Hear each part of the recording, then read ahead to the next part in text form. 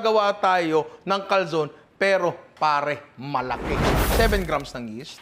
512 grams ng warm water. Food trip para sa yeast, pare. Lagyan natin ng honey. Pwede ring asukal lang. All-purpose flour.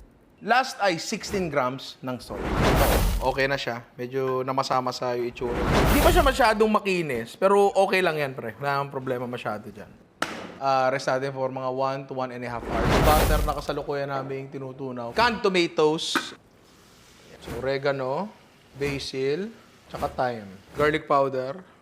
Yan. Paminta, tsaka konting asin. Marami natin topping dyan ay manok. Bakit? Bakit? Mahilig ako sa manok eh. Garlic powder, smoked paprika, paminta, patis, di naman authentic eh, di ba? Chicken oil. Ayan natin yung skin side down. Yan, napakabango, pare. Yan. Tapos batake natin. Kaya tayo dyan. Ito yung bacon natin. Uy, natag mo na yan dyan. Huwag mo nang ano eh, di ba? Isang gulay natin. Para healthy.